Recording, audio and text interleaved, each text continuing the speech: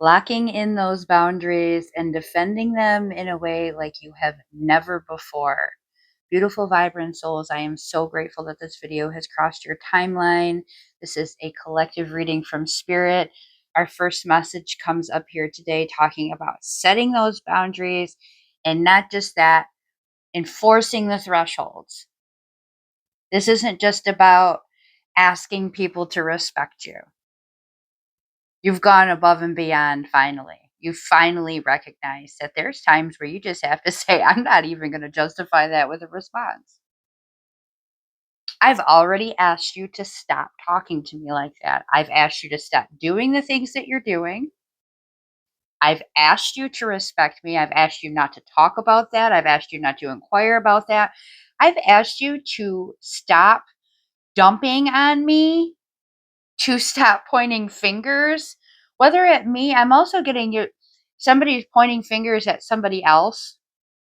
And this is a person that you love and respect, and you don't have any issues with this person. But they're pointing fingers at this person. It's like they're trying to get you on their side or something. They're trying to pull the threads apart. You have a relationship with this person, and you, maybe you have history, but you have some kind of very important bond. That is your bond. Now, whether that's meant to last forever or it's a lesson, whatever, that doesn't matter. The issue here is that we've got somebody that is trying to pull the threads on that bond because they feel insecure about the connection that you have. They want the attention. This is a very like controlling type of act. This is all about them being selfish in a way. They want the attention, and you're saying, hey, what about me? I need my space too. And they're stepping all over that line. They're tap dancing on it like it's a joke, because they know that you give people a lot of chances. Like, you try and try and try to give people chances. You give them the benefit of the doubt. You're very respectful, and you give grace, and you're patient, and you're understanding. But you finally gotten to the point where you said, I'm done. We're done.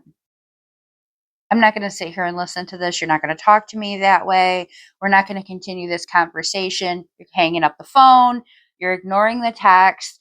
You're removing them from your social media. Whatever it is that you need to do, you're finally understanding what it means to enforce those boundaries. Good for you. Good job. We have leadership here. You're stepping into a role that has a little bit more responsibility than you've been comfortable with in the past. You didn't necessarily like people coming to you for direction. Now you're starting to recognize that's what you're here for. That's your role. You are uniquely qualified in your particular area. You have started to realize that, yeah, you do have good ideas. You have good ideas, and you know how to implement them. And it's not just that you are giving suggestions to people, it's that you're living these examples, and they've seen that long enough that they trust you. They trust you to do what it is that you say they need to do. And then you're not just giving orders and saying, do this, do this, do this. You're inspiring people to be their best self, and you're getting involved in the action, and you're helping them along the way. You're being a part of the process.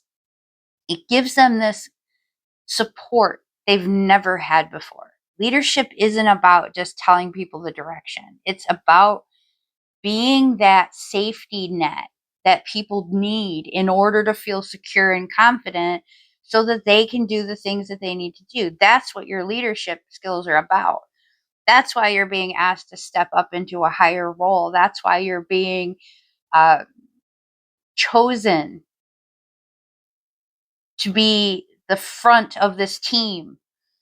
That's why people look up to you. That's why people ask you advice. You don't just talk the talk, you walk the walk. You're actually doing the work, and you didn't brag about it. You weren't sitting there going, this is what I do and this is what I do. So they know that you're not all up in your head with all this ego.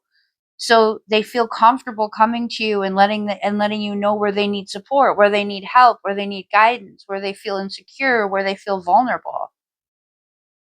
Because you weren't making it all about your ego, you're not making it about ego now. You're not afraid to say there's areas that I'm not perfect, so let's figure it out together. That's the kind of mentality that takes people to the next level. You've seriously got a handle on what it means to be a leader. And so you are going to be asked to step up, but it's not because you're being pushed into something that you're not ready for. You are ready for it, and you are highly skilled in this. So you need to act it. Claim it. Claim it right now. I am a leader. Okay, so this is about you've got some nudges, you've got a hunch, you're not sure why you feel this way, but there are actions that you feel very compelled to take. You feeling some steps. It doesn't fully flesh out for you. You're getting these nudges and these indications. This is the call for spirit is asking you, trust your intuition.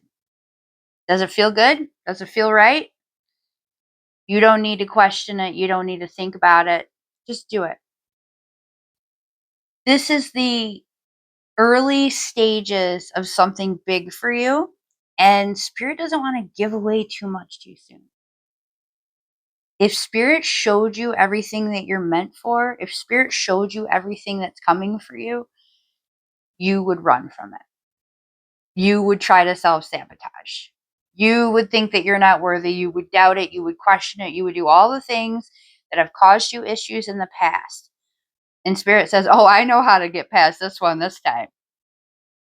We're just going to do a bunch of little things. We're going to take little steps that make sense that nobody can really overthink or over question. There isn't any need to do that because it's not some big drastic jump. I can't get them to jump. I can't get them to do this big extreme thing, but I can get them to take a little step by step by step by step. And all of a sudden it starts to logically make sense where you're headed. I can get them to do that. So that's what we're going to do. You don't need to think beyond that. You need to just trust the process.